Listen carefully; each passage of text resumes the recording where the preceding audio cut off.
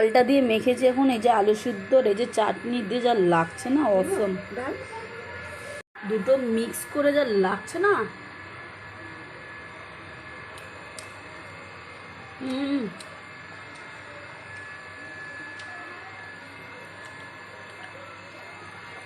আলু সিদ্ধ দিয়ে সেই লাগছে।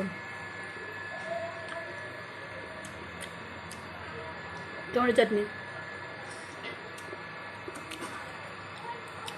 Super. Bye bye. Hi guys, দুপুরের লাঞ্চের জন্য আমি এখন বাড়ি চলে এসেছি।